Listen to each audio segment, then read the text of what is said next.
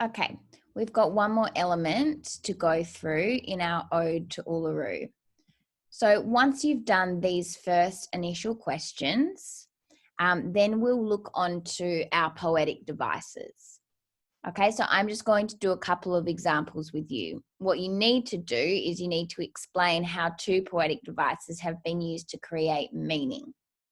So there are quite a few poetic devices used. Repetition or anaphora is used. So anaphora is when a particular sentence is repeated throughout the poem.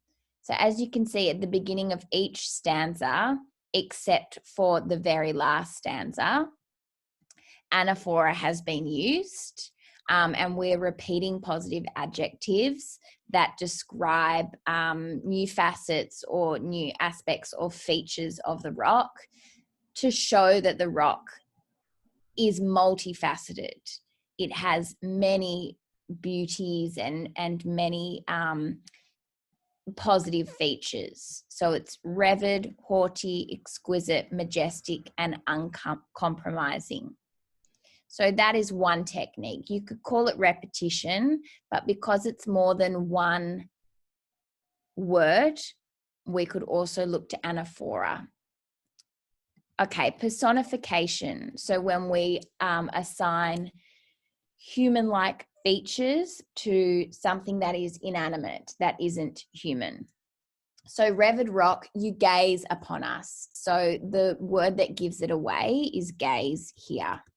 So we're speaking as if the rock is looking down on us, watching over us. Hard set, wisdom in the veins. Okay, so the rock doesn't have veins. Humans and animals have veins, but it's speaking as if the rock is a living thing.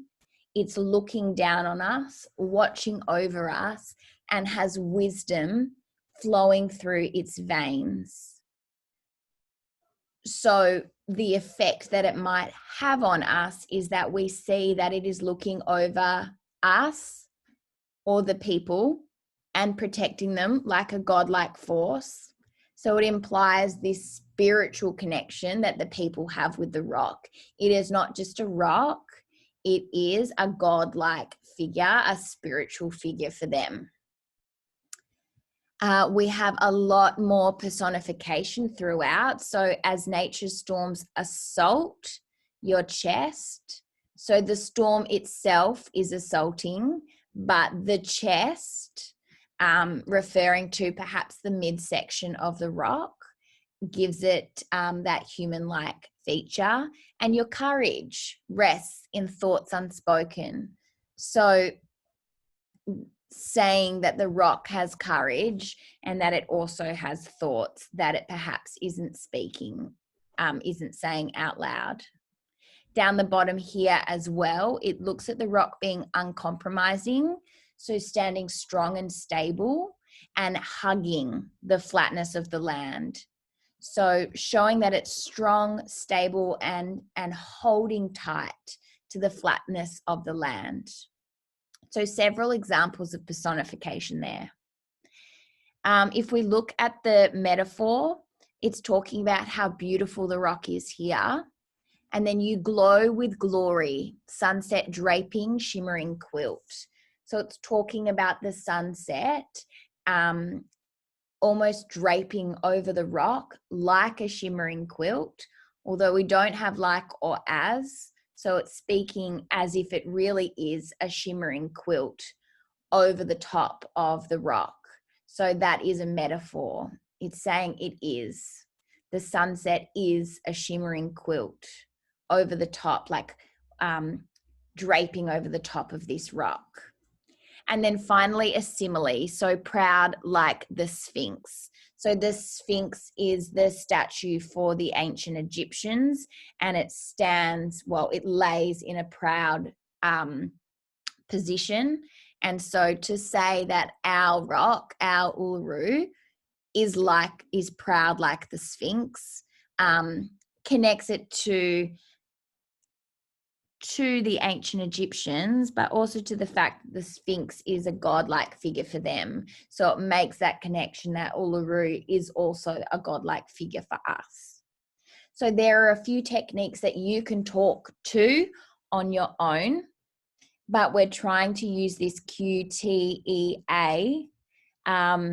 structure for writing up our answers. So for the Q, how have poetic devices been used to create meaning in the poem? So Q is, I'm answering the question. So poetic devices such as personification have been used in Ode to Uluru. Okay, so personification is my technique. So I've already spoken to it here. Have been used in Ode to Uluru in stanza 1, where it explores the godlike presence of the rock. Sorry, that's meant to be 1. Okay, so poetic devices such as personification have been used in Ode to Uluru in stanza 1, where it explores the godlike presence of the rock. It states, "You gaze upon us." Okay, so there's our example. We've taken a quote directly from the text.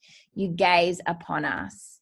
And now I need to analyze, A for analyze, why using personification there, or how personification has created meaning. So I would say the use of the word gaze allows the reader to understand or imply or infer, that the rock is looking over them and protecting them like a godlike force. And it implies the spiritual connection that the people have with the rock. Okay, it's not just a rock. It is something, some sort of force that is gazing over them and looking out for them. Okay, so in the Q, we just almost repeat the question or answer the question. So poetic devices have been used in Ode to Uluru in stanza 1 to explore the godlike presence of the rock. So to explore is answering this creating meaning. Well, what meaning is it creating? Well, it's exploring this godlike presence of the rock.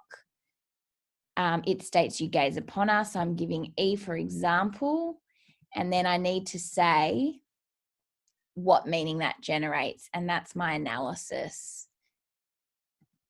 Oops, no color. Okay.